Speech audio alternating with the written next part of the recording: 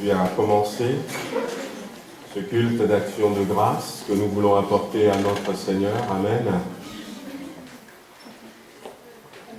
Je ne peux pas m'empêcher de réaliser le privilège que nous avons, amen, de pouvoir à nouveau se retrouver, même si tout le monde n'est pas là, si ce n'est pas dans les conditions que nous avions avant.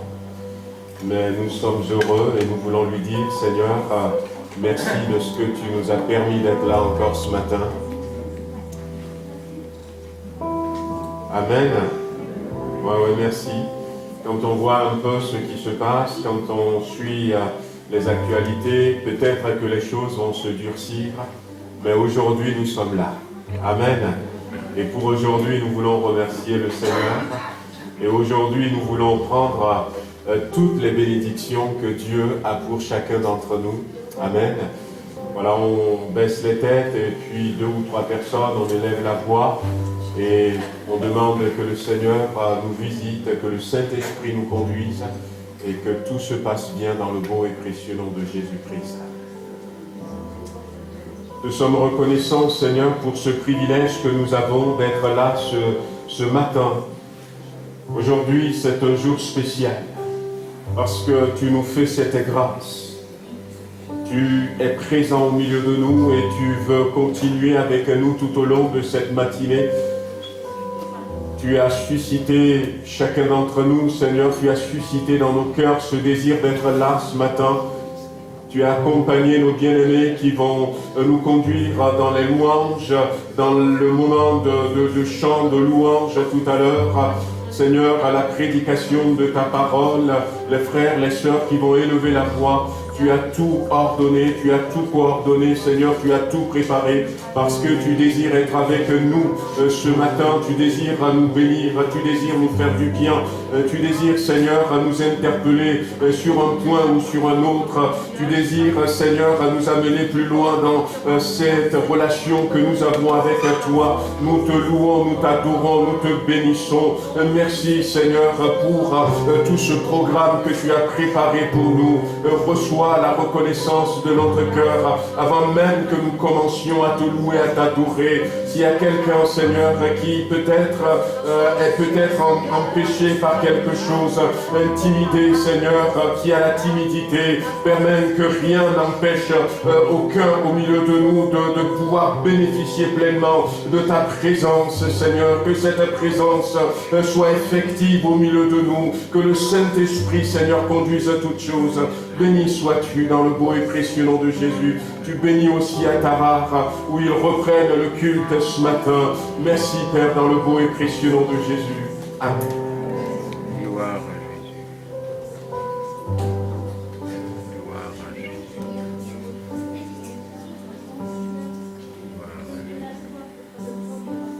Amen. Alléluia.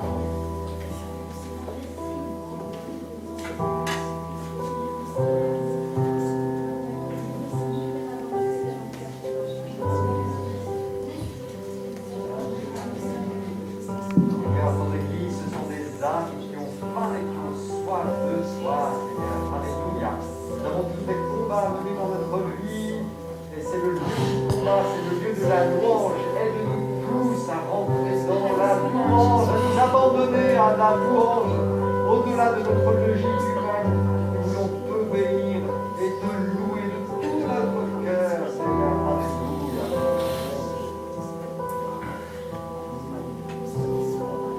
Amen. Bonjour à tous, notre Sauveur. Amen. Alléluia. Et nous voulons dès à présent lui lever. Nous voulons le glorifier et que vraiment ce matin, ces chants puissent être une opportunité. Gloire à Dieu.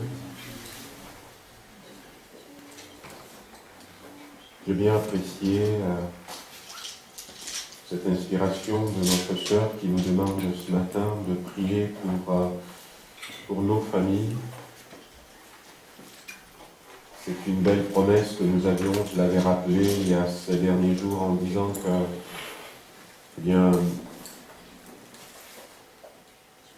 nous avons cette magnifique promesse qui se trouve dans Actes chapitre 16 qui nous dit « Crois au Seigneur, si tu crois au Seigneur Jésus-Christ, tu seras sauvé toi et ta famille. C'est une belle promesse. Une belle promesse que nous avons au travers de Jésus, au travers du descendant de David. Et ce matin, j'espère que vous l'aviez fait. On veut peut-être encore prendre quelques temps. Dieu parle tantôt d'une manière, tantôt d'une autre, et les temps qui sont devant nous sont quand même assez flous pour le moment, on ne sait pas trop, mais Dieu, lui, il sait, et des fois, il nous pousse, il nous inspire. Peut-être qu'il ne nous dira pas les choses clairement. Il y avait cet homme de Dieu qui était parti dans un pays, au Tibet, et dans ce pays, à un moment donné, il est parti dans un café informatique, c'est comme ça qu'ils appellent ça. Pour avoir une connexion, il y a des ordinateurs, tu peux consulter tes mails. Et puis il y a un jeune moine qui le regarde avec le sourire. Un sourire contagieux, alors il sourit au retour. Et puis, le jeune moine qui lui dit « Est-ce que vous voulez venir visiter le temple ?» Et il n'a pas envie. Qu'est-ce que je vais aller faire au temple bouddhiste? Mais le Seigneur lui dit « Eh bien, c'est l'occasion pour ce jeune et pour sa famille d'être sauvé. Vas-y. » Et pour couper court, eh bien finalement ce jeune a été sauvé.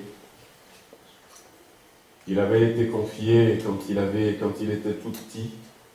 Il avait 25 ans, ça faisait 19 ans qu'il était dans ce couvent, en train d'être formé pour servir à Bouddha. Mais, eh bien, Dieu parle tantôt d'une manière, tantôt d'une autre. Et ce matin, j'ai envie que nous puissions prier encore pour nos familles, les porter devant le trône de la grâce. Seigneur, secours. À un moment donné, Maggie me disait, mais ça se passe en France, quand on voyait les vagues qui déferlaient et tout.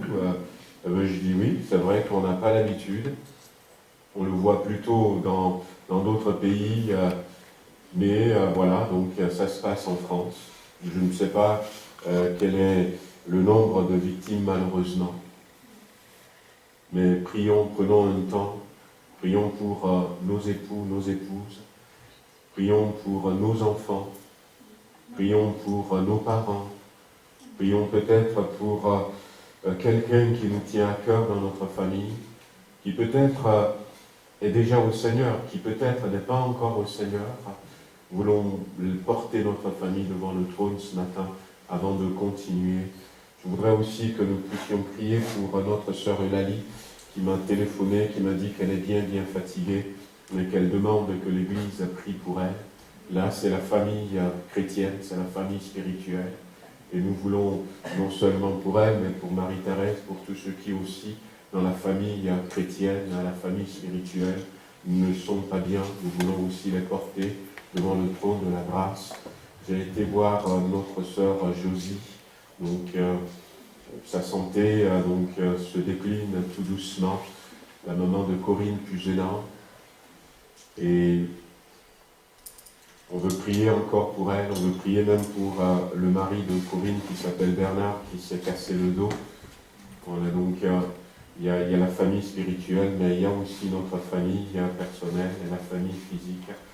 Voilà, donc est-ce que ça vous dirait, ceux qui le peuvent, on peut se mettre debout et puis on élève la voix tous ensemble et on demande au Seigneur de bénir nos familles. Seigneur notre Dieu, nous ne voulons pas passer à côté de ce privilège que tu nous accordes ce matin de porter devant le trône de la grâce les membres de nos familles, nos époux, nos épouses, nos enfants, nos parents, Seigneur, nos frères et sœurs, ceux qui sont déjà à toi, ceux qui ne sont pas à toi. Seigneur, tu veux bénir à nos familles. Nous voulons, Seigneur, nous tenir debout sur cette promesse. Crois au Seigneur Jésus-Christ et tu seras sauvé, toi et ta famille, pour te demander d'intervenir dans le cœur de ceux qui ne sont pas encore sauvés, ces bien-aimés qui nous sont chers, ces amis, ces cousins, Seigneur, qui sont là. Nous les portons devant le trône de la grâce, que s'il y a quelque obstacle, tu l'enlèves dans le puissant nom de Jésus-Christ. Seigneur, tu vois ce petit témoignage que j'ai donné ce matin. Si tu es capable d'envoyer de tes serviteurs au Tibet pour aller convertir quelqu'un qui est destiné à adorer Bouddha, Seigneur, qu'est-ce que tu ne peux pas faire? Alors nous portons nos familles devant toi. Il y a certains qui sont malades et qui ont des soucis, Seigneur, dans leur travail, qui ont des soucis financiers, qui ont des soucis sur le plan familial. Nous te demandons d'intervenir dans le nom de Jésus-Christ. Mais ce matin, Seigneur, nous n'oublions pas la famille chrétienne. T'apportons nos personnes âgées qui sont fatiguées, qui ont besoin d'être ressourcées, d'être renouvelées. Nous te prions en particulier, Seigneur, pour la vie afin que tu la visites en ce moment, Seigneur. Merci, Seigneur, de continuer à bénir Marie-Thérèse. Nous te prions pour Josie, te demandant, Seigneur, de secourir Corinne Pugellan en ce moment, Seigneur, où elle se trouve entre son époux et sa maman. Seigneur, notre Dieu, tu vois tous les autres qui ont un quelconque souci. Nous les portons devant le trône de la grâce. Interviens dans le nom de Jésus-Christ. Béni sois-tu, Seigneur, que nos familles soient bénies, que toute parole négative soit ôtée, Seigneur, que toute malédiction soit chassée, que nous voyons, Seigneur, ces familles être à toi, ceux qui ne sont pas encore à toi se tourner vers toi. Merci, Seigneur, dans le beau et précieux nom de Jésus. Amen. Alléluia. Tutto solo Yesai, il mai di non Allo santo ascolta il cielo, poi. Amen. Gloire à Dieu. Io lo so. Amen. Voilà quelques annonces avant d'ouvrir la parole de Dieu. N'oubliez pas, le tronc est derrière pour nos offrandes. Voilà, donc vous dire que nous avons donc, nous remercions le Seigneur pour nos assemblées générales, qui s'est passé. Alors voilà, donc on vous affiche ça. Donc je pense qu'il y a de petites fiches aussi que vous pouvez prendre pour les inscriptions au culte. Il faudrait que nous parvenions à respecter ces choses.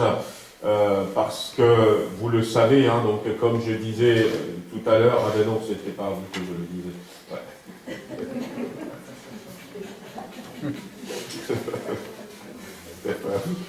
Ouais. Donc il y a un projet de loi sur les séparatismes. Donc les évangéliques de France ont fait un communiqué et pour exprimer que ces choses ne nous concernent pas directement parce que ce qu'on voudrait instaurer, nous le vivons déjà. Mais dans ce premier communiqué qu'ils ont fait, ils ont souligné que en revanche, si la liberté de penser, parce que l'ennemi peut profiter de ces lois qu'on fait pour le bien vivre ensemble, pour finalement mettre des bâtons dans les roues. Donc dans ce communiqué, il est dit que si la liberté de pensée, de conscience et de religion devrait être restreinte, alors à ce moment-là, nous ne manquerons pas de réagir pour différentes raisons. Voilà, donc on a fait ce communiqué déjà. Et pourquoi est-ce qu'on a dit si les libertés doivent être restreintes? Parce qu'on sait quand même que quelque part, c'est ce que l'ennemi, lui, il cherche à faire. Voilà, il y a certaines personnes qui veulent peut-être faire des lois pour faire avancer les choses, mais des fois l'ennemi peut utiliser ces lois pour nous mettre des bâtons dans les roues. Donc on veut quand même respecter les choses pour que si jamais on se fait contrôler, que comme l'apôtre Pierre va le dire donc, dans une de ses épîtres, que là même où le monde nous calomnie, là même où le monde cherche à tout prix un moyen contre nous pour nous atteindre, quand ils viennent, que finalement, ils ne trouvent rien. Ils ne trouvent rien. Donc, inscrivez-vous comme on a fait. Si vous ne pouvez pas, si vous ne parvenez pas, ça peut arriver. Il y a des gens qui sont au milieu de nous, qui peut-être n'ont pas accès à Internet tout le temps. Vous envoyez un message à Rebecca ou à moi, et puis on vous inscrit. Voilà, on vous inscrit. Et c'est bien de savoir le nombre de personnes qu'il y a. À Tarare, c'est comme l'église elle est petite, on avait fait comme on avait fait pour l'enterrement de Monsieur Bourrel, donc voilà, il y a eu une vingtaine de personnes, 25 personnes, donc c'est bon. Et puis on avait, en préparant la salle, dispatché les chaises avec le nom de tous ceux qui sont inscrits déjà sur les chaises, bien séparées, et comme ça, personne ne va pas s'asseoir à un endroit où peut-être il ne respecterait pas les règles. On continue de réfléchir pour Villefranche, pour voir comment est-ce qu'on peut faire pour que, comme je disais dans ce petit message que j'ai envoyé, si jamais il y a quelqu'un qui vient, eh bien on voit quand même que nous sommes impeccables par rapport au masque et puis par rapport à la distanciation. Alors on a laissé la porte fermée parce qu'il fait un peu froid pour ceux qui viennent du soleil. Mais on ne manquerait pas d'aérer avant le début du culte et puis à la sortie du culte, on ne manquerait pas d'aérer les salles. Voilà, au niveau des annonces aussi, vous rappelez que, voilà, nous, dimanche dernier, pour ceux qui étaient là, nous avions prié. Je vais déjà suivre ça. Coteau Fleury, voilà. Séjour du mois d'octobre, voilà, donc protocole sanitaire agréé par l'ARS du 43 et la préfecture. Donc tout le mois d'octobre, il y a encore des séjours, une semaine, donc je crois qu'il y aura trois séjours du 5 au 31 octobre. Donc chaque semaine, si vous avez envie d'aller vous ressourcer, beaucoup ne connaissent pas le Coteau Fleury, donc c'est un centre de vacances qui se trouve pas loin du Chambon-sur-Lignon, à 2 heures de route à peu près d'ici. Et donc, c'est pour passer, peut-être pendant les vacances aussi, des enfants, les vacances scolaires, à passer une semaine. Alors, c'est des semaines où il y aura des pasteurs, je ne sais pas, tu peux passer l'autre. Voilà, donc Jean Verdier, donc Marcel Fontana et puis Jean-Pierre Denis. Jean-Pierre Denis, vous devez peut-être le connaître. Voilà, il était ici avant Jean-Pierre Denis. Marcel Fontana, Marseille, et puis Jean Verdier aussi, donc Bouches du Rhône. Voilà, c'est des pasteurs qui sont très très bien. Donc vous pouvez vous inscrire pendant une semaine. Il y a la prédication de la parole le matin, et je crois vers 10h, 10h30, ça dépend. À midi, il y a le repas. Et puis après l'après-midi, c'est libre. Et en soirée, il y a encore un moment spirituel. Des fois, ils regardent un film, il y a des témoignages, il y a des prières. Donc, vous pouvez passer une semaine de vacances comme ça.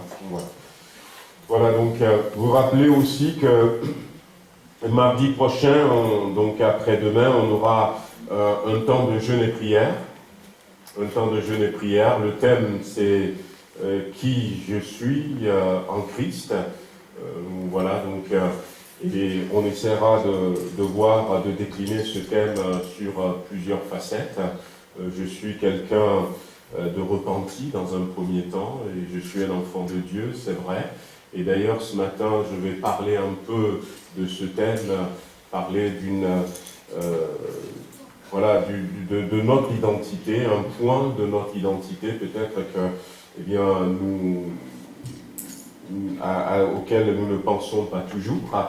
Mais l'église serait ouverte à partir de 9h. Donc, on va avoir à 19h30 notre étude comme d'habitude, donc toute la journée.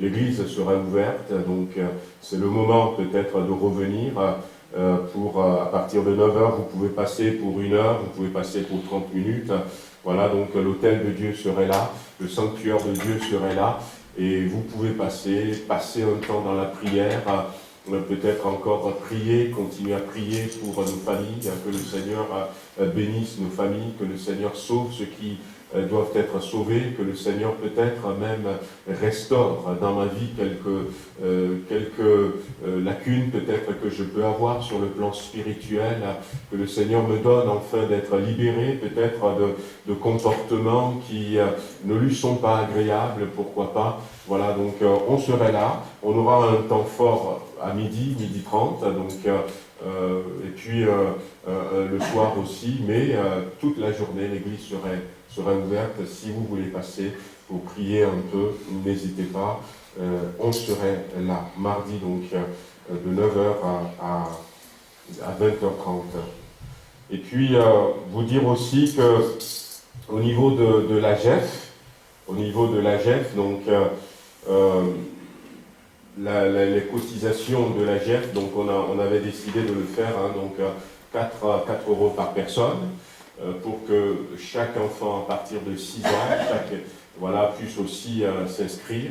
C'est les normes associatives que nous n'appliquions pas. Il n'y a plus d'adhésion famille, mais chaque personne individuellement doit avoir son adhésion. Donc il y a des fiches d'adhésion qui sont à votre disposition. Donc voyez avec Marie-Pierre, je crois que les fiches sont là. Vous pouvez les prendre. Et si vous donnez à la GEF et vous donnez pour votre adhésion, eh bien remplissez une fiche comme ça.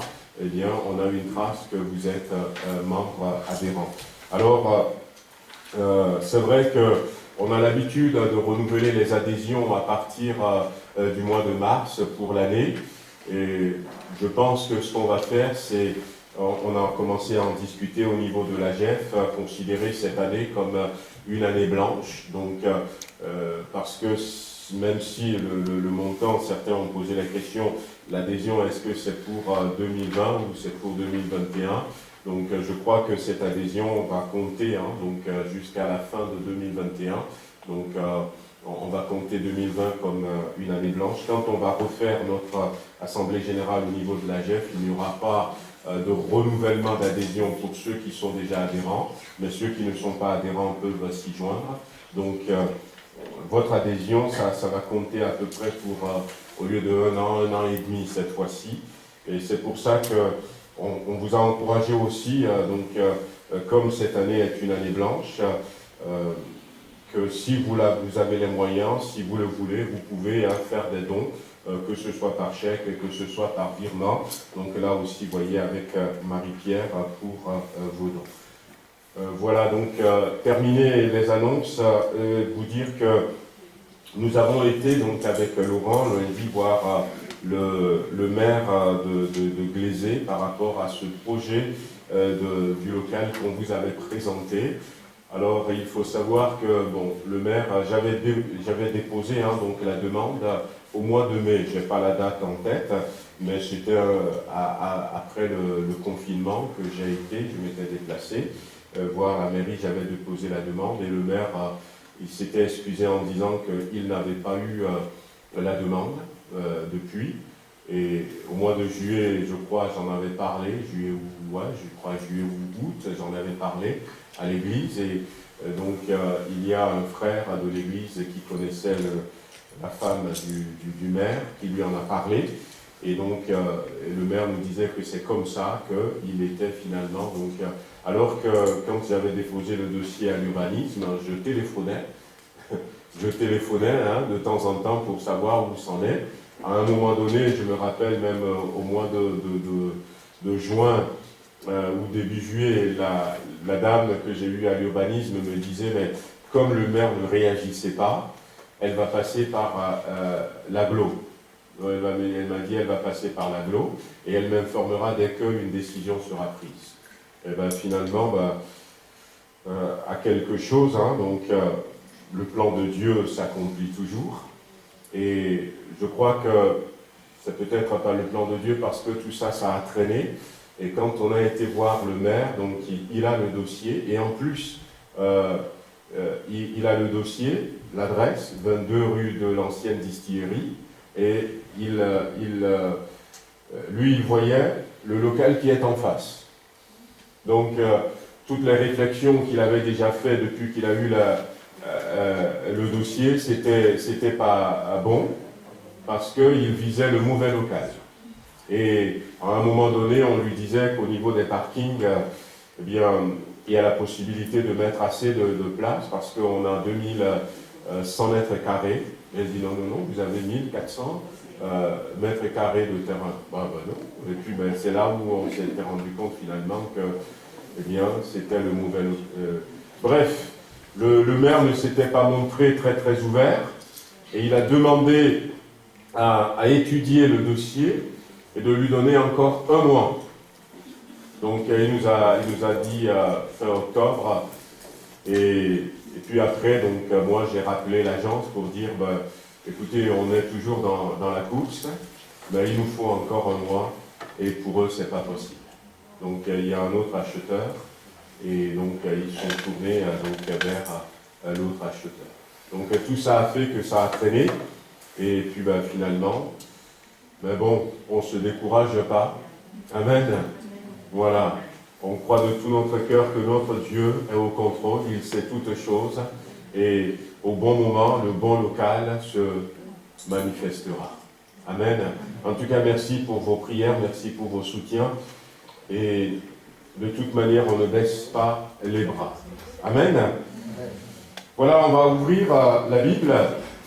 Ce matin, j'aimerais du coup, peut-être, je parlais un peu de qui suis-je en Christ. Donc, ça nous parle de notre identité. Et vous savez qu'au niveau de notre identité, nous avons plusieurs identités. Nous avons parlé il y a quelque temps de cela. Nous avions parlé nous sommes des ambassadeurs, c'est ce que la Bible nous dit, nous sommes des sentinelles. Ça, c'est des identités dont on ne parle pas très très souvent. Et ce matin, j'ai envie de revenir sur une de ces identités que nous avons, qui est quand même assez importante et sur laquelle aussi on ne revient pas souvent. Quand on nous pose la question, nous disons souvent que nous sommes des enfants de Dieu, nous sommes des chrétiens nés de nouveau. C'est vrai, Dieu est devenu notre Père, mais nous allons voir ce matin, si Dieu le permet, que eh bien, Dieu a pour nous non seulement cette identité, même non seulement les autres, mais une autre identité qui a beaucoup plus d'importance. Et j'aimerais que nous puissions aller sur cette identité. Dans notre étude que nous faisons sur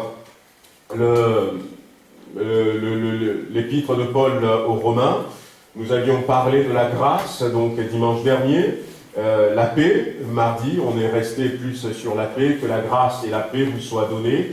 Et d'ailleurs, dans Hébreux chapitre 12, verset 14, il est dit « Recherchez la paix avec tous et la sanctification sans laquelle personne ne verrait Dieu. » Et nous avions dit que la paix, eh bien, on ne le pense pas vraiment, mais ça va avec la sanctification, puisque dans ce verset, donc Hébreux 12, 14, il est dit « Recherchez la paix avec tous et la sanctification sans laquelle personne ne pourra voir Dieu. » Et d'ailleurs, on nous avait déjà parlé donc des béatitudes, et parmi les béatitudes, dans Matthieu chapitre 5, il y en a un qui dit « Heureux ceux qui procurent la paix, car ils verront Dieu. » Car ils verront Dieu. Ceux qui procurent la paix. Et ça rejoint ce verset d'Hébreux qui dit « La paix et la sanctification sans laquelle personne ne verra Dieu. » Donc nous sommes aussi appelés à être des porteurs de paix, des porteurs de paix. L'apôtre Paul qui dira que la grâce et la paix soient avec vous, va dire aussi, tant que cela dépend de vous, soyez en paix avec tous les hommes, tant que cela dépend de vous.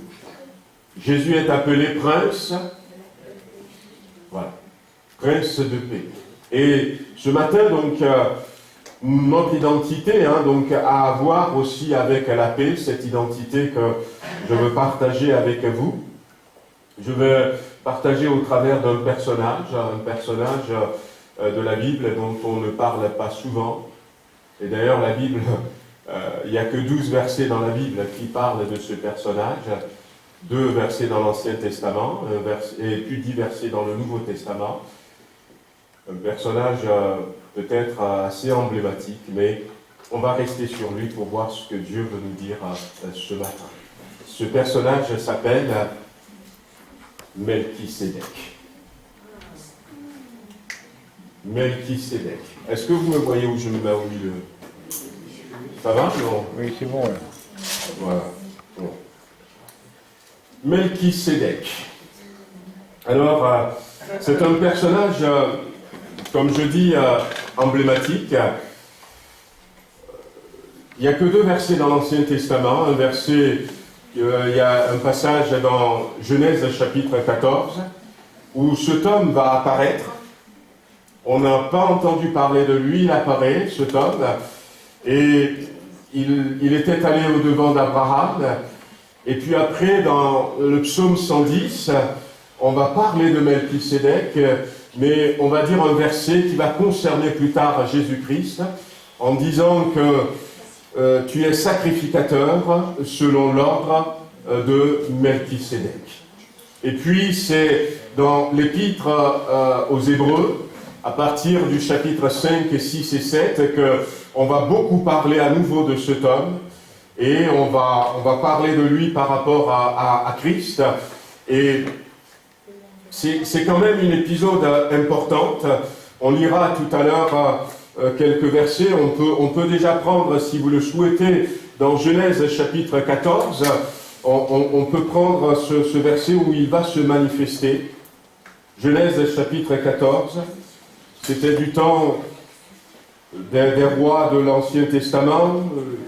La Bible nous dit, on peut lire à partir du verset 1er, dans le temps d'Amraphel, roi de Shinéar, d'Arjok, roi d'Elassa, de Kedorlaomer, roi d'Élam et de Tidal, roi de Goïm. Il arriva qu'ils firent la guerre à Béra, roi de Sodome, à Birsha, roi de Gomorre, à Shinéab, roi d'Adman, à Sheméber, roi de Théboïm, et au roi de Béla, qui est Toar. Donc il va y avoir cette guerre. On va commencer comme ça. Je vous raconte un peu l'histoire. Il va y avoir cette guerre. La guerre de ces 4 rois contre les 5 qui sont cités ensuite. Parce que, eh bien, il y avait cet homme qui s'appelait Kedorlaomer, qui était roi d'Élam, qui avait une suprématie sur les royaumes, les petits royaumes qu'il y avait là-bas. Et il les gouvernait tous les royaumes, la plupart des royaumes payaient un tribut, donc ils payaient, on pourrait dire, une amende pour les enfants, ils payaient une amende au roi Kedorlaomer. Mais il y a pendant ce temps-là, ils se sont révoltés, ils ont décidé de ne plus payer, donc il va y avoir la guerre. Et quand il va y avoir cette guerre, Kedorlaomer, avec ces 3 rois qui sont avec lui, vont vaincre les rois de Sodome et de Gomorre et tous les autres rois qui sont avec eux. Ils ont déjà même vaincu, quand vous lisez la suite, ils ont vaincu pas mal d'autres royaumes déjà. Avant d'arriver à Sodome et Gomorre, ils ont remporté à nouveau la victoire. Et dans ces combats-là, quand ils remportent la victoire, ils détruisent la ville le mieux qu'ils peuvent. Et ils emportent toutes les richesses qui se trouvent dans ces villes, dans ces royaumes. Ainsi, donc, les brebis, les bœufs, les chameaux, les personnes, les enfants, les jeunes filles, les femmes, les hommes, tout, ils prennent tout. Les hommes deviennent des esclaves, et puis les biens, ils se les partagent.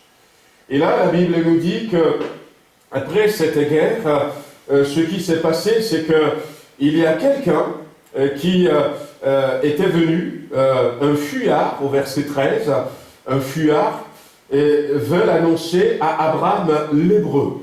C'est la première fois où le terme hébreu va être utilisé dans la Bible. Hébreu, qui veut dire celui qui vient de l'autre côté du fleuve. Et un fuyard avait annoncé à Abraham l'Hébreu, et celui-ci habitait parmi les chaînes de Mamré, l'Amoréen, frère d'Escol et frère d'Adner, qui avait fait alliance avec Abraham.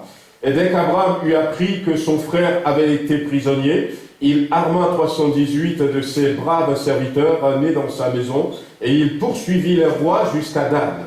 Il divisa sa troupe pour les attaquer de nuit, et lui et ses serviteurs, il les battit et les poursuivit jusqu'à Shoba, qui est la gauche de Damas. Il ramena toutes les richesses, il ramena aussi Lot, son frère, avec ses biens, ainsi que les femmes et le peuple. Après qu'Abraham fut revenu vainqueur de Kedorlaomer et des rois qui étaient avec lui, le roi de Sodome sortit à sa rencontre dans la vallée de Chavé, qui est la vallée du roi.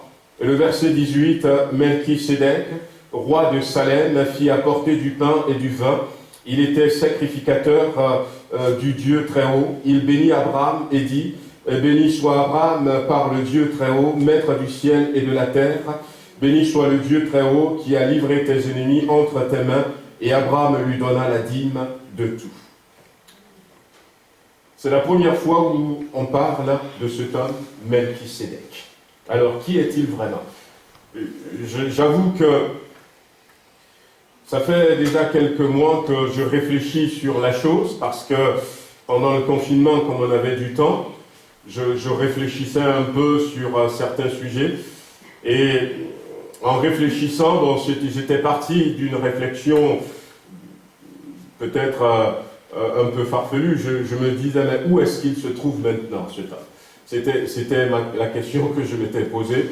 Et puis, en réfléchissant, en faisant mes études, finalement, j'ai trouvé quand même quelque chose d'intéressant que je voudrais partager avec nous par rapport à notre identité en Christ. Ben, où était-il? Je m'étais posé cette question simplement parce que ce n'était pas Jésus. La Bible dit qu'il a été rendu semblable au Fils de Dieu plus tard, parce que le Fils de Dieu est supérieur à lui. Ce n'était pas Jésus parce que Jésus s'est incarné une seule fois. On parle de l'incarnation de Jésus. On ne parle pas de réincarnation de Jésus, mais si la Bible dit que cet homme était sur terre et qu'il a été roi de ce royaume qui s'appelle Salem et qui est devenu Jérusalem aujourd'hui, ça voudrait dire quand même qu'il a vécu un temps sur terre. Et la Bible dira dans Hébreu qu'il n'a ni commencement ni fin. Il n'a pas de père, il n'a pas de mère, il n'a pas de généalogie. Alors il ne peut pas mourir. Alors c'était d'où ma question que je m'étais posée. Si ce n'était pas Jésus, s'il ne peut pas mourir, où est-ce qu'il se trouve en ce moment? Bon, des fois on se pose des questions, mais ce n'est pas de ça que je veux vous parler ce matin. Je veux vous parler d'autre chose, beaucoup plus important au cœur de Dieu. Pourquoi est-ce que Melchisédek? Alors son nom Melchisédek veut dire mon roi est justice, ou roi de justice, Melchisédek. Et il était roi de Salem, Salem qui veut dire la paix. Donc comme j'ai dit, on retrouve dans Jérusalem, on retrouve dans Shalom, même chez les Maghrébins, tout ça, quand on dit salam, donc c'est ce mot, la paix. Et donc cet homme, il était roi de justice, roi de paix, et il était sacrificateur de Dieu. Il était sacrificateur de Dieu. Ce qui est intéressant, c'est qu'il a été fait sacrificateur avant Aaron, avant la tribu de Lévi. Et c'est pour ça aussi que dans le Nouveau Testament, la Bible dira que Jésus-Christ a été fait sacrificateur selon l'ordre de Melchisédek. Non pas selon l'ordre d'Aaron, non pas selon l'ordre de Lévi, mais selon l'ordre de Melchisédek. On va lire ces quelques versets tout à l'heure. Et il s'était manifesté, pourquoi? Parce que dans ce combat qui a eu lieu, il y a déjà la révélation du plan de Dieu qui se poursuit. Dieu avait annoncé son plan déjà, dès le commencement, dans le jardin d'Éden, à la chute, Dieu va dire ce qu'il va faire. Et là, on voit dans ce combat, pas plus dans le combat, dans l'attitude d'Abraham. À ce moment, il ne s'appelait pas encore Abraham, il s'appelle Abraham. Abraham qui veut dire père honoré, père élevé. Et Abraham qui veut dire père d'une multitude. Et pour passer de Abraham à Abraham, il a fallu mettre un coup de hache dans le nom. Et le H, c'est le symbole de Yahvé. Dieu est entré, quand Dieu est entré, Dieu a changé, donc cet homme, père d'une multitude. Et c'est intéressant de voir que Abraham avait entendu dire par quelqu'un que le royaume de Sodome et de Gomorrhe, Tsoar, a été vaincu, que Lot, son neveu, et d'ailleurs, il a été dit ici son frère, mais Lot était son neveu, fils de son frère. Et il considère, à la suite, il a considéré Lot comme son frère. Et il était emporté, il est devenu prisonnier. Alors Abraham a décidé de poursuivre ses armées et de ramener, de les combattre, de les vaincre et de ramener son frère. Sa femme, peut-être avec ceux qui étaient là, pourrait lui dire à ce moment-là, en disant, mais tu vas au suicide. Parce que si vous lisez, eh bien, la suite, vous verrez que nous l'avions lu tout à l'heure, hein, donc cet homme qui est dans la Homère avec ceux qui étaient avec lui, ils ont, comme je vous ai dit, vaincu d'autres rois déjà. C'était une armée de 4 royaumes qui se sont mis ensemble. C'est des guerriers. Et toi, Abraham, tu n'es même pas un soldat. Et tu vas prendre les esclaves qui sont nés dans ta maison, qui n'ont jamais fait la guerre. 318 personnes pour aller en face d'une armée qui a vaincu d'autres royaumes. Abraham va quand même décider d'aller. Et peut-être que s'il y a eu un dialogue entre lui en ce moment-là et sa femme, il aurait pu dire, écoute, je sais que c'est une tâche difficile, compliquée. Peut-être que je vais même perdre la vie, mais je me dois d'aller parce que Lot a besoin de moi. Le plan du salut. Quelqu'un qui va quitter et qui va faire face aux hordes de l'enfer, qui va faire face à tous ses ennemis, et qui sait le risque qu'il encourait, mais qui va dire, je me dois quand même d'aller, parce qu'il y a des hommes, des femmes, qui ont besoin de moi.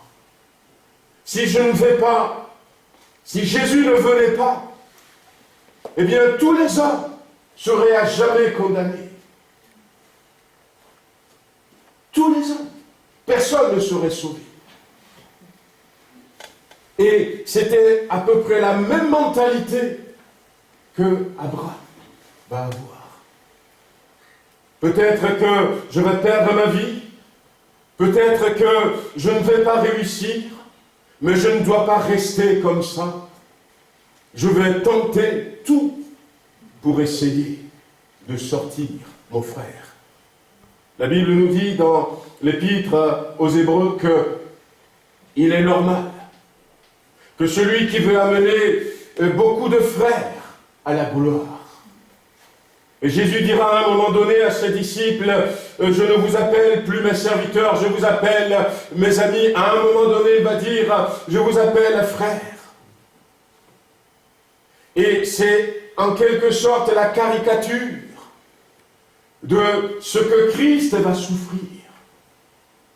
Et dans cette décision qu'Abraham avait prise, eh bien, il est en train de montrer déjà qu'il y aura un moment où un homme qui va être en minorité va se lever, pour aller délivrer ceux qui étaient dans l'esclavage. Parce que vous allez voir que ce n'est pas simplement Lot seul qui l'a ramené, mais il a ramené tous ceux qui étaient esclaves. Il était en train d'annoncer dans cette décision le plan de salut. Et comme pour sceller cette révélation que l'attitude, comme pour compléter cette révélation que l'attitude d'Abraham va nous montrer, un homme va apparaître, Melchisédek. Et la Bible dit qu'il a apporté du pain et du vin. Voici le pain, symbole de mon corps, qui est brisé pour vous. Le vin, symbole de mon sang, qui sera versé pour vous. Juste à cela, le chapitre 15, vous le lirez, il va y avoir une belle alliance que Dieu va établir avec Abraham. Dieu va changer son nom. Mais Melchisédek était venu pour compléter la révélation du plan de salut de Dieu qu'Abraham venait de manifester. Et il est venu avec les éléments que nous connaissons maintenant. Mais il est venu aussi pour nous dire. Et c'est pour ça que c'est bien dans Hébreux chapitre... Allez, on va lire quelques versets. Hébreux chapitre 5.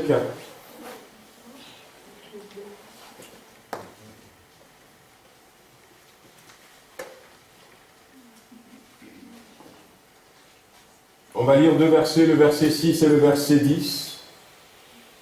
Comme il dit encore ailleurs, tu es sacrificateur pour toujours selon l'ordre de Melchisédek. Melchisédek. Le verset 10, Dieu l'ayant déclaré souverain sacrificateur selon l'ordre de Melchisédek. Cet homme vient, il complète la révélation, il scelle la révélation, il va parler symboliquement du corps de Christ qui sera brisé, de son sang qui va être versé, il va parler en quelque sorte de la croix, et puis il disparaît. Il va y avoir toute une histoire. Il va y avoir une progression. Et puis à la fin, voici que cet homme réapparaît. Et Dieu a décidé que Christ soit sacrificateur, selon l'ordre de Melchisédek. Voyez-vous, dans Exode chapitre 19, verset 6, d'ailleurs, avant de lire Exode chapitre 19, verset 6, lisons dans Hébreux chapitre 7, où l'apôtre Paul, autant pour moi, c'est pas établi rigoureusement, mais bon.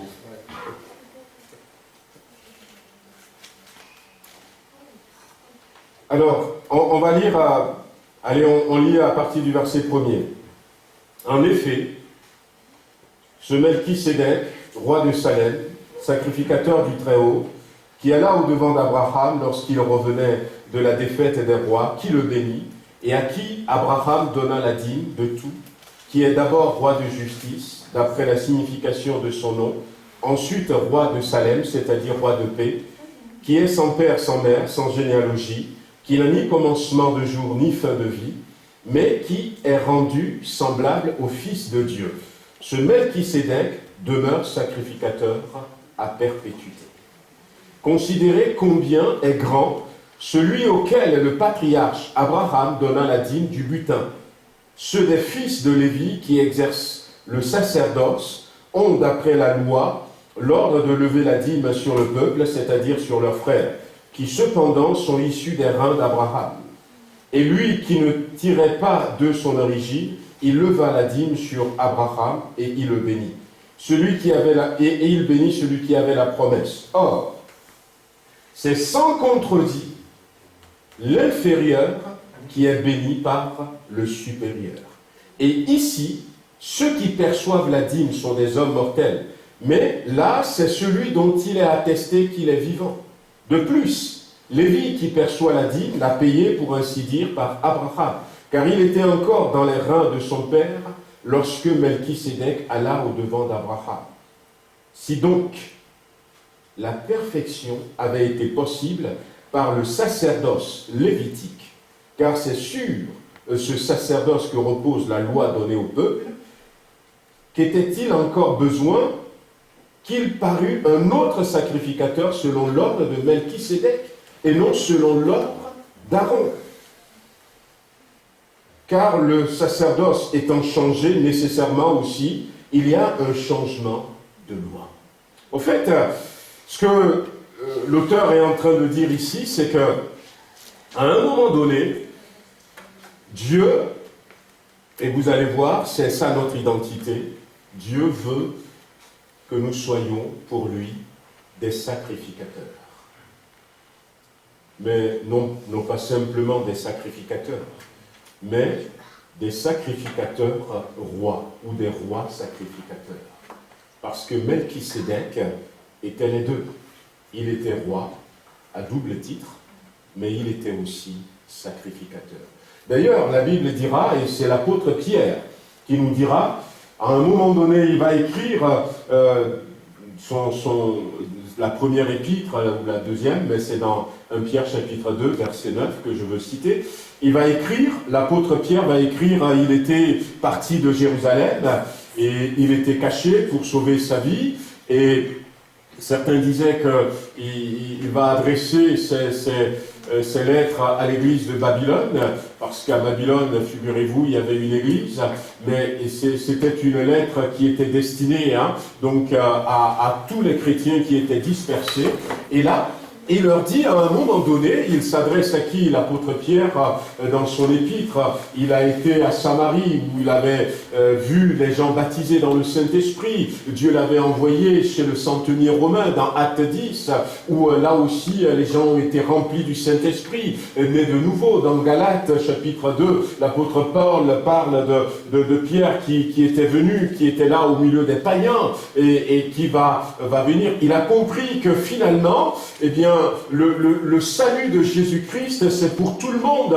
Et quand il va écrire cette lettre, il va dire tout à coup, vous au contraire, s'adressant à ces Samaritains, à ces Romains convertis, à ces païens convertis, il va leur dire, vous au contraire, vous êtes un peuple acquis.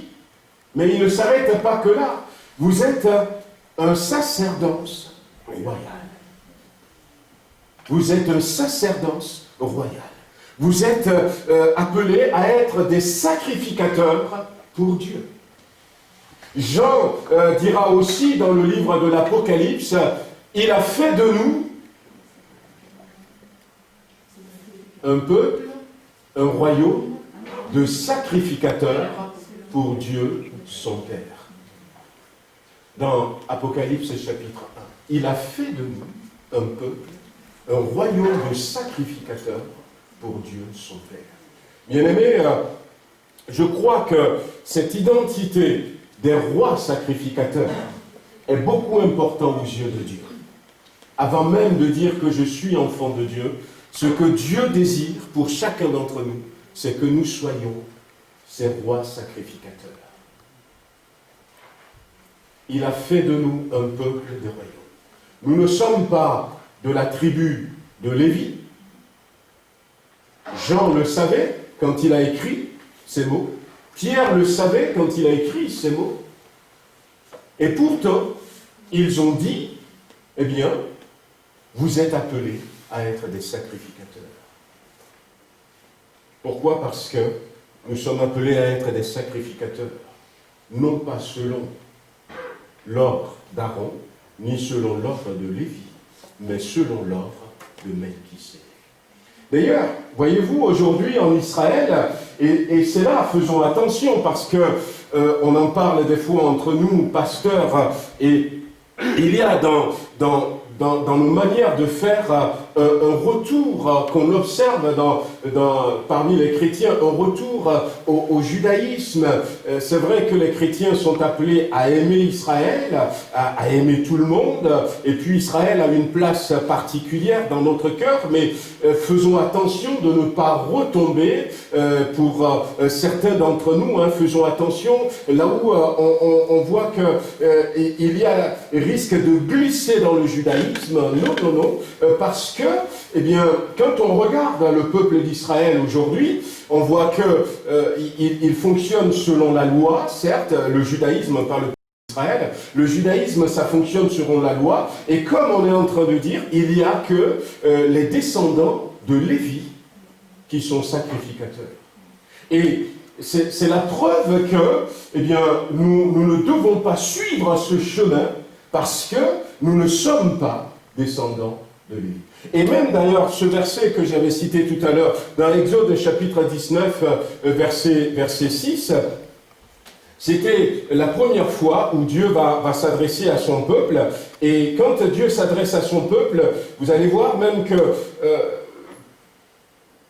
comme la Bible le dira, eh bien, il ne faut pas tomber dans ce piège. Exode chapitre 19, le verset 6. Alors nous sommes dans Exode chapitre 19, au mont Sinaï, au pied du mont Sinaï.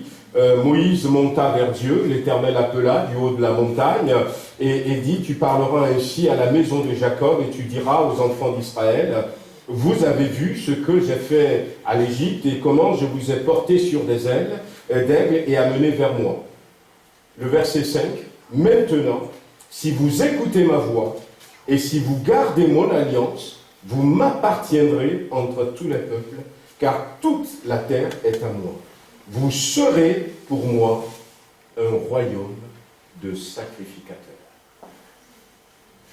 C'est là où Dieu va, pour la première fois, et dire ouvertement ce qu'il attend de ses enfants, ce qu'il veut pour nous. Ce pourquoi, eh bien, il a suscité Melchisédek, un roi et un sacrificateur. Je veux que vous soyez pour moi un royaume de sacrificateurs et une nation sainte. Et la Bible dit que Moïse avait appelé les anciens du peuple et il mit devant eux toutes ces paroles comme l'Éternel lui avait donné. Et le peuple tout entier répondit, nous ferons tout ce que l'Éternel a dit. Et Moïse rapporta les paroles du peuple à l'Éternel. La volonté de Dieu, frères, sœurs, amis qui êtes là ce matin, ce n'est pas qu'un seul petit groupe soit sacrificateur, mais c'est que tout le monde soit sacrificateur. Et c'est ce qu'il dit, non seulement des sacrificateurs, mais des sacrificateurs rois. Mais comment se fait-il qu'aujourd'hui, il n'y a que dans le judaïsme la tribu de Juda? Parce que, quand nous regardons dans la Bible, Exode chapitre 32, qu'est-ce qui s'était passé dans Exode chapitre 32? Exode chapitre 32, il s'est fait que Moïse était parti sur le mont Sinaï. Et il n'y avait pas de téléphone portable. Ça faisait déjà un jour, ça faisait 2 jours, ça faisait peut-être une semaine. Et le peuple, la population a commencé à s'impatienter. L'impatience, frères et sœurs. Que le Seigneur nous garde de l'impatience. Des fois, nous ne comprenons pas, nous voulons que Dieu soit, dans le même créneau horaire que nous. Et comme je vous dis, Dieu, il est dans le présent. La patience nous introduit dans le présent de Dieu. La Bible dit, Isaac a prié Dieu pour sa femme qui était stérile. Et Dieu l'a exaucé. Il a eu des jumeaux, mais entre la prière et l'exaucement, il s'est passé 20 ans. Pour nous, c'est vrai que c'est beaucoup trop. Même 20 heures, on ne supporte pas. Ça fait déjà 20 jours. Ça fait 20 mois. Ça fait 20 ans. Pour Abraham, ça a duré 25 ans. Et pour Abraham, pour la naissance d'Isaac. Et l'impatience fait en sorte que nous dévions du plan de Dieu. Le peuple s'impatienta. Moïse était parti avec Josué sur la montagne. Et puis ils se sont dit à un moment donné, ça fait déjà 2 semaines, 3 semaines. On ne sait pas. On peut les comprendre parce qu'ils étaient dans le désert. Moïse, c'est celui qui invoquait Dieu et ils arrivaient à avoir de l'eau, ils mangeaient. Et là, Moïse n'est pas là. Ils ne savent pas s'il faut aller à gauche, à droite, est-ce qu'il faut aller devant, c'est le désert, il n'y a pas d'indication. Il nous avait dit que Dieu lui a dit de nous amener dans une nation où coule le lait et le miel.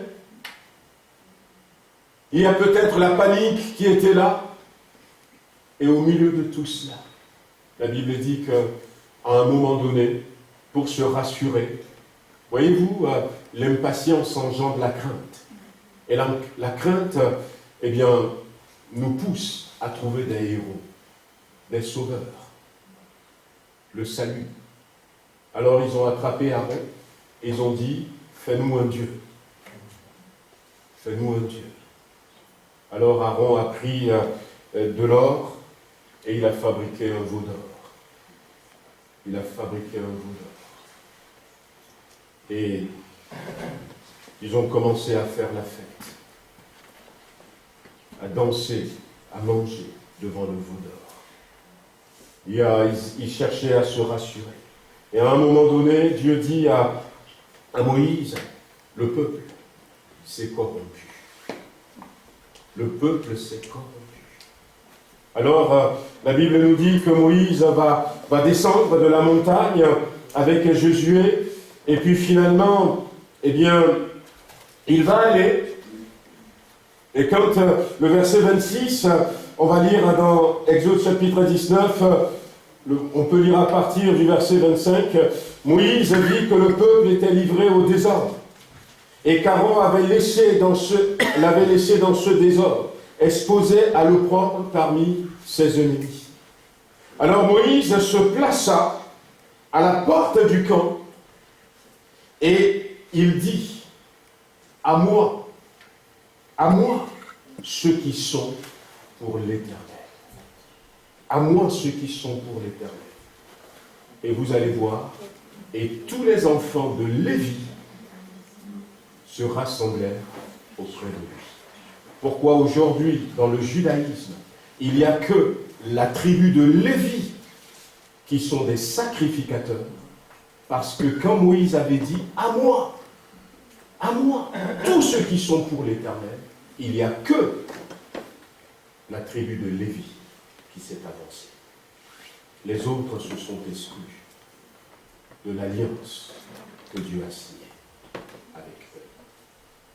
Et c'est pour ça d'ailleurs que l'apôtre Paul, entre autres, va revenir là-dessus et va expliquer aux Galates, aux Romains, qu'il ne faut pas s'attacher au sacerdoce lévitique. Parce que ce n'est pas la totalité, ce n'est pas la volonté absolue de Dieu. Dieu, au départ, voulait que tout le peuple soit un royaume de sacrificateurs. Non pas qu'une seule tribu. Mais à cause de ce péché, et je ne sais pas pourquoi, mais ils avaient choisi à ce moment-là, les 11 autres tribus avaient choisi à ce moment-là de s'extraire de l'alliance qu'ils venaient de conclure. Il y a quelques versets plus loin. Et à partir de là, Dieu va dire, bon, ben comme il n'y a que Lévi qui veut être pour moi, il n'y a que eux qui vont devenir sacrificateurs. Et c'est aussi pour ça que Jésus-Christ ne peut pas être fait sacrificateur selon l'ordre de Lévi, parce que, eh bien, le sacerdoce lévitique, la sacrificature de Lévi n'est pas complète. Ne prend pas tout le monde. C'est pour ça que je vous disais, eh bien, aimons Israël, prions pour la paix de Jérusalem, mais quand on viendra nous faire retourner dans des pratiques lévitiques, nous refusons, parce que ça nous estime. Ça nous estime. C'est sans contredire l'inférieur qui est béni par le supérieur, et on voit que non seulement Melchisédek est supérieur à Abraham, d'où nous venons, mais qu'il est même supérieur à Lévi. Et il a été simplement, et c'est bien, dans Hébreux chapitre 7, verset 3, et la Bible dit qu'il a été rendu semblable à Christ. Et c'est bien parce que ce verset nous montre que Melchisédek n'est pas supérieur à Jésus. Non. Voilà. Il a été rendu semblable à Christ. Il a été rendu comme Christ. Donc Christ est toujours supérieur. Mais Christ veut que nous rentrions dans cette identité qu'est la nôtre de sacrificateur. Et il veut faire de nous des sacrificateurs. Et quelqu'un pourra me dire, mais qu'est-ce que ça veut dire être des sacrificateurs? Des sacrificateurs au roi. Et l'ordre de Melchisédek, d'ailleurs, c'était étonnant de ce que la Bible va utiliser à 7 reprises ce mot. Il est fait sacrificateur selon l'ordre de Melchisédek. Alors, à un endroit, il a dit, à la manière de Melchisédek. À un autre endroit, en ressemblance à Melchisédek, selon l'ordre de Melchisédek. Et notre identité, frères et sœurs, c'est quoi? C'est que, bien, lorsque nous acceptons Jésus-Christ, vous savez, l'ordre nous parle de ordonné, bien rangé. L'ordre nous parle aussi peut-être de modèle, selon le modèle. Mais l'ordre nous parle aussi, par exemple, je ne connais pas les titres, mais au Togo, je sais que nous avons, quand le président, là, il décore les gens, c'est la Légion d'honneur, voilà. Nous, on avait l'ordre du mono au Togo, c'était ça. C'était la plus haute distinction. Ce sont des institutions, ce sont eh bien, des structures bien ordonnées. Et quand on rentre dans un ordre où on reçoit, et c'est un honneur, c'est une valorisation. Et au travers de Melchisédek, Dieu dit que nous avons de la valeur, comme je disais dimanche dernier. Nous avons de l'importance à ses yeux, mais qu'il a réservé pour nous quelque chose d'extraordinaire. Alors, un royaume de sacrificateurs. La Bible dira que Jésus-Christ est notre souverain sacrificateur.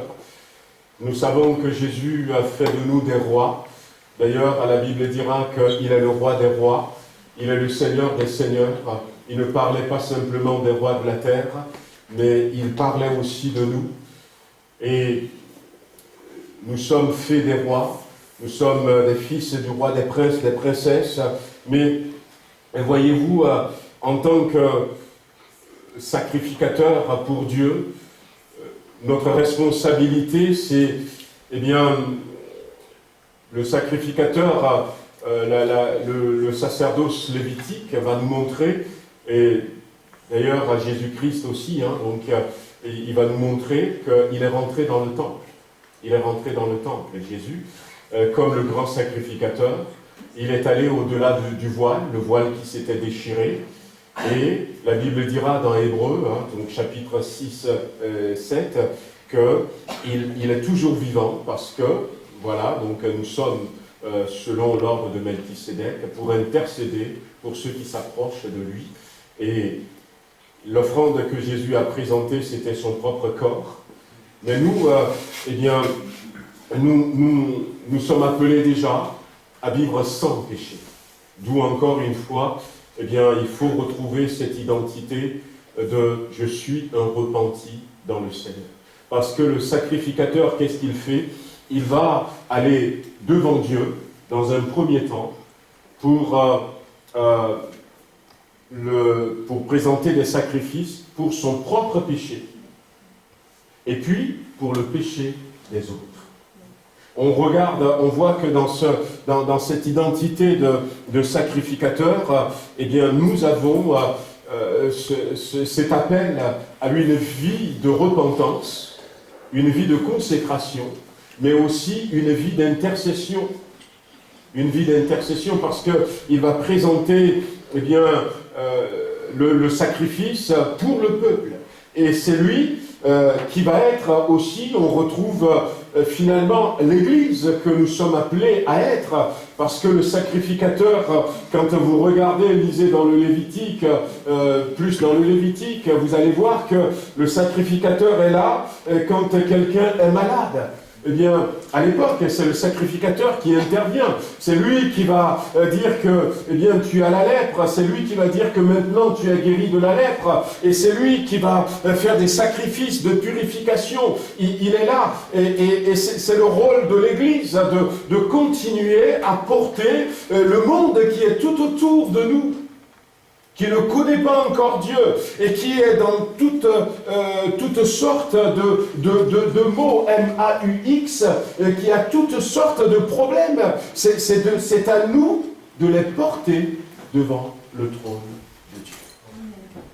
Devant le trône de Dieu. Et c'est ça notre rôle. Autant, par exemple, de Jésus-Christ, les sacrificateurs étaient devenus même des gens très importants. Il y a le Sanhédrin, le Sanhédrin, c'est le souverain sacrificateur. Vous vous rappelez donc de la passion de Christ, ils l'ont amené chez Caïphe, chez Anne, c'est le souverain sacrificateur qui est le responsable de ce tribunal qui juge. Et ils sont devenus des personnes importantes et finalement, Dieu va laisser faire le sacerdoce lévitique parce que, quelque part, ça va nous montrer comment fonctionne un sacrificateur.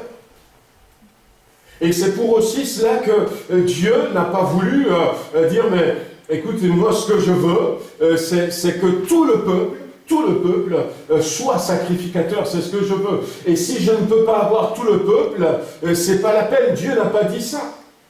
Mais Dieu a dit, ça fait rien, je vais prendre la tribu de Lévi, et au travers d'eux, eh bien, je vais leur donner des lois, et au travers d'eux, je vais donner un exemple de ce que j'attends.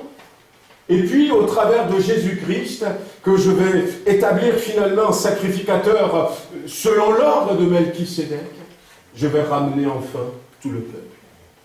Tout le peuple. Alors, peut-être quand on se voit comme ça, un roi, par rapport à l'autorité qu'il peut avoir, par rapport à ses décisions irrévocables, un roi peut être appelé aussi un souverain, vous le savez bien. Et si on remplaçait roi par souverain, on a envie de dire, nous sommes appelés à être des souverains sacrificateurs. Je disais tout à l'heure, nous sommes appelés à être des rois sacrificateurs, ou des sacrificateurs à rois. Et au niveau du royaume, nous devons être des rois de la justice et des rois de la paix. On retrouve la paix dont on est en train de parler. Le chrétien doit être quelqu'un qui marche dans la justice. Et c'est pour ça aussi que dès le départ, dès que tu réponds oui à l'appel de Jésus-Christ, Dieu dit, tu es juste. Tu es juste. Dès le départ, parce que tu as besoin, eh bien, pour avoir cette identité, d'être juste. Christ a été fait pour nous, justice. Dans ce qu'il avait fait, quelqu'un dira, mais écoute, c'est lui-là. Le lot que tu veux prendre pour être sacrificateur selon l'ordre, ben tu vois, lui, il ne pourra jamais être juste. Ça fait rien. Je vais me faire moi-même justice pour eux. Et tant qu'il sera en moi, ma justice va le couvrir. Je vais être fait paix pour eux. Et tant qu'ils seront avec moi, ma paix va parler pour eux. Nous sommes faits en Christ, Bien-aimés frères et sœurs, peut-être que nous ne l'imaginons pas. Et c'est vrai que quand on voit le vêtement du sacrificateur, c'est un vêtement imposant, c'est un vêtement qui interpelle. Ça nous fait parler du vêtement de l'homme nouveau, de la femme nouvelle que nous sommes appelés à être dans le Seigneur. Nous sommes appelés à être des sacrificateurs rois. Amen. Et c'est toute une étude, mais pour ceux qui seront là mardi, je vais continuer un tout petit peu à décortiquer ça, parce que les temps sont courts. Bientôt, nous allons rentrer dans la gloire, et je crois que nous serons toujours des enfants de Dieu. Jésus est resté fils de Dieu, mais une des identités qui va être beaucoup plus importante pour nous dans la vie qui est devant nous, c'est cette identité de sacrificateur roi. Jésus disait dans le livre de l'Apocalypse, « À celui qui vaincra, je ferai une colonne dans le temple de mon Dieu. » Non pas une colonne comme ça, non pas une colonne comme un pilier. Mais je pense que Dieu compte sur lui. Avant même que Aaron ne vienne, la Bible dit que Melchisédek était sacrificateur du Très-Haut. Et vous savez que dans le ciel, il y a un temple, saviez-vous? Dans le ciel, il y a un temple. Il y a un temple. D'ailleurs, le tabernacle qui avait été construit, Dieu a dit à Abraham, regarde d'après le modèle. Le temple de Salomon, c'est qui a dessiné les plans? Ouais. C'est David qui a dessiné les plans. Et la Bible dit que David a tout dessiné selon la révélation que Dieu lui a donnée. Je pense, frères et sœurs, que nous avons besoin de retrouver cette identité. Adoration. Il en est question ce matin. Le sacrificateur qui va adorer, qui va aller dans la présence de Dieu.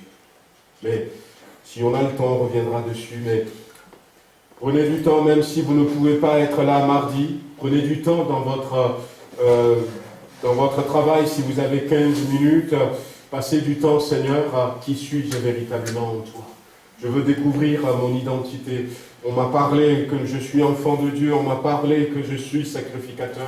Révèle-toi à moi. Je veux endosser ce vêtement de mon identité, de mon identité. Priez pour ça et que le Seigneur nous révèle des choses encore, parce qu'il y a tellement de choses à révéler par rapport à notre véritable identité. Vous savez que Dieu n'avait pas fini avec Moïse. Je ne vous avais pas dit, on avait prié dimanche dernier pour le frère Bienvenu, donc de Rive de Gier, donc il était décédé, et j'étais à son enterrement. J'étais à son enterrement cette semaine à Rive de Gier, et c'est vrai que des fois, quand on entend des frères et sœurs, des chrétiens, quand il y a un chrétien qui est décédé, il se repose de ses œuvres, d'accord, mais on a l'impression qu'au ciel, eh bien, on a travaillé pendant 10 ans, pendant 50 ans sur terre, et puis au ciel, pendant l'éternité, on va se reposer. Non, ça ne va pas être ça, hein. Pas du tout, hein.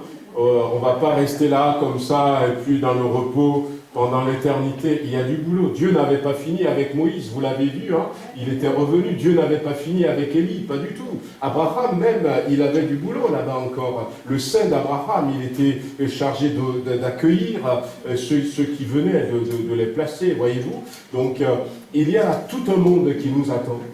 Et une des identités principales dont nous aurons besoin, c'est l'identité de roi sacrificateur. Amen. On va baisser les têtes, on va prier. Je vais demander à Arnaud s'il veut remercier le Seigneur pour nous ce matin. N'oubliez pas, le tronc est derrière pour vos offrandes. C'est vrai, Seigneur mon Dieu, que c'est un privilège que nous avons d'être appelés amis de Dieu, parce que c'est ainsi que tu t'es adressé à nous. Je vous appelle mes amis, mes frères, Et c'est vrai qu'en tant qu'amis et frères, nous voulons prendre cette charge, ce ministère royal, ce sacerdoce royal, être des adorateurs en esprit, en vérité, des sacrificateurs selon ton sacrifice, Jésus, des sacrificateurs dans ton amour, des sacrificateurs rachetés par toi. C'est vraiment avec un cœur reconnaissant que nous nous tournons vers toi. Donne-nous, Seigneur, les armes afin de pouvoir rentrer dans ce ministère que tu veux nous donner. Donne-nous la patience, l'amour, le goût de la justice, Seigneur mon Dieu, et toutes les armes de l'Esprit. Bénis chacun d'entre nous, renouvelle-nous encore. Bénis encore les familles, les foyers, les enfants, les couples, Seigneur mon Dieu. Remplis-nous de toi et dirige-nous en toi, Seigneur mon Dieu. Amen.